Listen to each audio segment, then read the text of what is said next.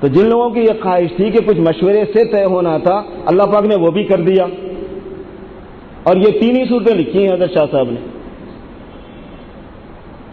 وہ امیر منعقد ہو گیا. وہ حضرت مولانا مفتی شبیر صاحب دامت برکاتہم، یہ شاہی مراد آباد کے بہت بڑے مفتی ہیں.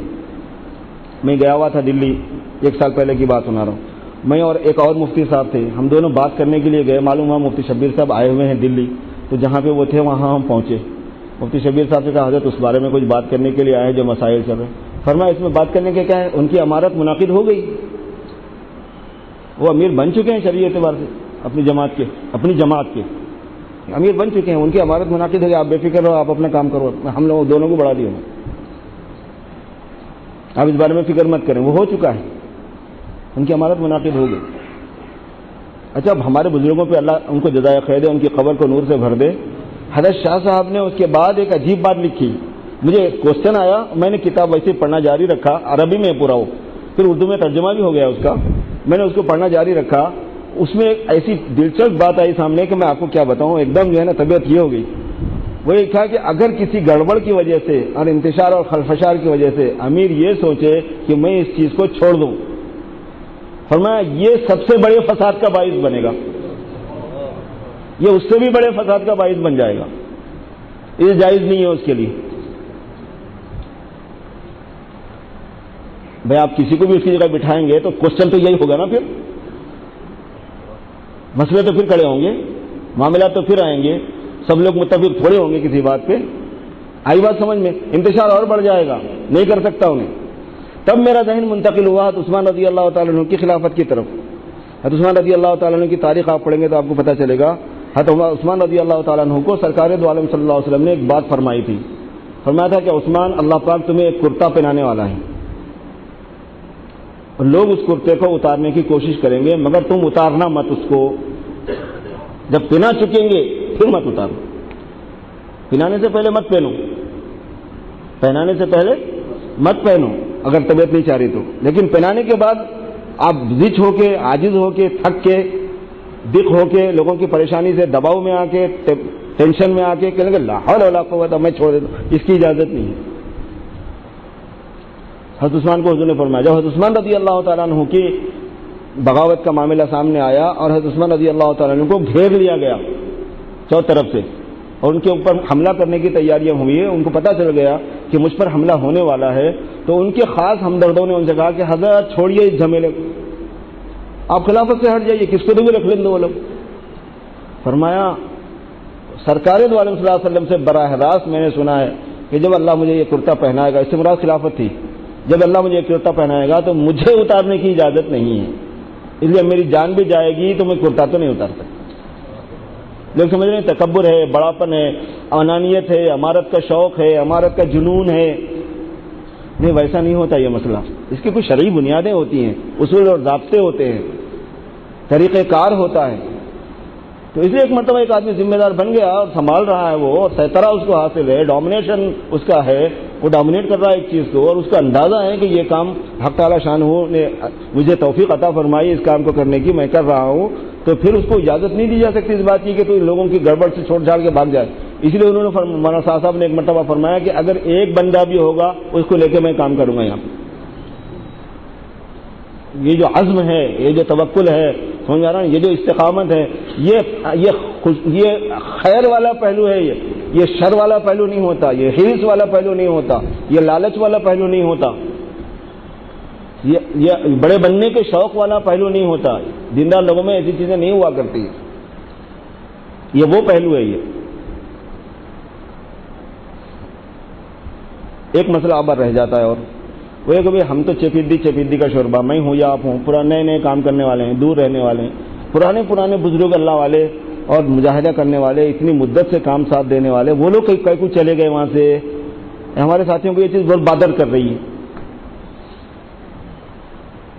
میرے دوستو بھائیوں، بعض مرتبہ ایسا ہوتا ہے کہ جب کوئی نیا آدمی آتا ہے نا تو پرانوں کو اس سے مناسبت نہیں ہوتی، جمتی نہیں اس کے ساتھ، مزاج الگ تھا، مزاج الگ ہے، ایسا ہوتا ہے. اور ایسوں کے ساتھ ہوتا ہے کہ آپ سوچ بھی نہیں سکتے. قریب کی مثال یہ ہے اس کی کہ حضرت قاری طیب صاحب رحمۃ اللہ علیہ جو حضرت قاسم نانوتوی کے پوترے ہیں، جب ان کو محتمم بنایا گیا، چونکہ قاسم نانوتوی کے پوترے ہیں، قاسم نانوتوی بانی ہے مدرسے کے، مفتی محمد احمد صاحب رحمۃ اللہ علیہ جو ہے نا وہ یہاں جامع نظامیہ آ گئے تھے، وہ وہاں کے صدر مفتی رہے حیدرآباد میں، ان کے مزار بھی یہی ہے ایک مینار کی مسجد کے پاس خطہ صالحین میں گیا ہوں ان کے مزار پہ۔ ان کے بیٹے قاری طیب صاحب ہیں، بھائی اس مدرسے کا محتمم کون ہونا؟ تو بولے محتمم قاسم نانوتوی کے پوترے کو بنا دیا جائے۔ قاسم نانوتوی کا پوترا حافظ عالم بن کے تھوڑے ہی دن ہوئے تھے، یعنی نو عمر تھے وہ، سمجھ میں آ گئی بات، وہ ان کو محتمم بنا دیا۔ اب مسئلہ یہ ہے کہ وہاں ایک سے ایک بڑے علماء کرام وقت کے جبال علم اور جبال عمل اور جبال تقوی اور جبال فہم پہاڑ وہ لوگ تھے، ان کو سمجھ میں نہیں آئی چیز، ان کو سمجھ میں نہیں آیا۔ اس میں حضرت انور شاہ کشمیری بھی تھے، اس میں مولانا شبیر احمد عثمانی بھی تھے۔ تو انور شاہ کشمیری رحمۃ اللہ علیہ دارالعلوم دیوبند کو چھوڑ کے ڈھابل چلے گئے، گجرات چلے گئے، اور علامہ شبیر احمد عثمانی جیسا آدمی تفسیر عثمانی والے دارالعلوم دیوبند کو چھوڑ کے چلے گئے۔ تو اب کیا وہاں والے پریشان ہوئے کہ مدرسہ ایک تو بڑے بڑے لوگ چلے گئے، ان کا اہتمام غلط ہے، نہیں ان کو سمجھ میں نہیں آیا، انہیں چلے گئے، ان کو مناسب نہیں دکھا، نہیں جمی چلے گئے۔ ارے بھائی اب یہ بچے کے ساتھ کیا کام کریں گے، ہم کیسا کریں گے؟ ان کی نوعیت الگ تھی، مگر ان کو محتمم نہیں بنا سکتے تھے۔ آپ بولیں گے کہ بھائی ان کو کیوں نہیں بنا؟ نہیں، وہ محتمم بننا ایک الگ چیز ہے، محتمم ایک الگ نہیں بناتے، ایک شکل ہوتی ہے اس کی، ایک طریقہ کار ہے اس کا، کچھ سوچ ہوتی ہے اس میں، کچھ جہت ہوتی ہے اس میں، ان کو بنائیں۔ اور ان کا اہتمام انہوں غلطی پہ ہے بولے کوئی 55 سال تک انہوں نے اہتمام سنبھالا ہے قاری طیب صاحب رحمۃ اللہ نے، اور پوری دنیا میں اللہ پاک نے ان کے ذریعے سے دارالعلوم کو چمکا دیا ہے، اور اس نے حق ادا کر دیا اس مقام کا، اس پوزیشن کا۔ وہ ترجمان علوم قاسمی تھے، وہ حکیم الاسلام تھے، ان کی خطبات اس وقت چھپے ہوئے ہیں، آپ اندازہ کر سکتے ہیں کہ وہ کیا چیز تھی۔ ان کی مختصر تقریر 3 گھنٹے کی ہوتی تھی، اگر وہ بولے میری طبیعت خراب ہے میں مختصر بولوں گا تو 3-3.5 گھنٹے بولتے تھے، اور اگر ان کو چھوڑ دیا طبیعت اچھی رہی اور رات جو ہے نا لمبی ہے، سردیوں کی راتیں 5, 6, 7 گھنٹوں تک جاتے تھے، اور پن ڈراپ سائلنٹ، ایسا لپٹ لیتے تھے سامنے والوں کو، اور جوش میں نہیں آتے تھے، سیدھا بولتے تھے۔ میں خود سنا ہوں ان کی تقریر کہیں، عجیب آدمی تھا، حضرت تھانوی کے خلیفہ تھے، بڑے بزرگ تھے۔ تو مطلب یہ ہے کہ مگر جس وقت انہوں محتمم بنے تو یہ سب نہیں تھے، یہ سب چیزیں ان کی باہر نہیں آئی تھی، وہ تو اللہ نے باہر کی بعد میں، وہ اس وقت وہ چھوڑ۔ ایسا ہوتا ہے میرے بزرگوں، کوئی الگ الگ ریزن ہوتے ہیں، الگ الگ وجوہات ہوتی ہیں، مناسبت نہیں ہوتی، کوئی شکایت ہو جاتی ہے، کوئی اور واقعہ بھی ہو جا سکتا ہے، کوئی صدمہ پہنچ جا سکتا ہے، اور بعض مرتبہ ایک اور چیز بھی ہوتی ہے، وہ یہ کہ جو آدمی جنجال اور خنجال میں رہنے چاہتا نا، جھمیلا نہیں پالنا چاہتا، انہیں بولتا یہ ہنگامے میں میں نہیں رہ سکتا بھائی۔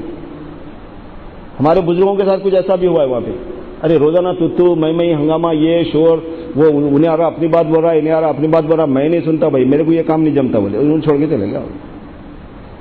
اپنی جگہ پر مخلص ہیں، بڑے ہیں، بزرگ ہیں، ان کی حکمت، ان کی فہم، ان کی قربانیاں لاجواب ہیں، اور نہیں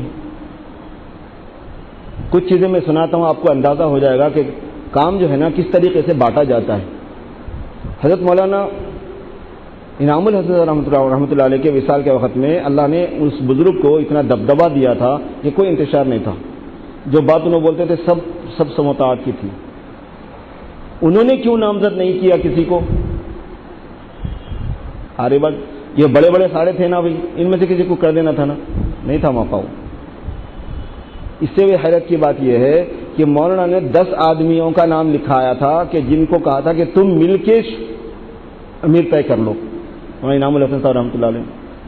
آپ کے لیے تعجب کی بات یہ ہے کہ ان 10 آدمیوں میں ان بزرگوں کے نام نہیں ہیں جو اس وقت مرکز میں نہیں ہیں۔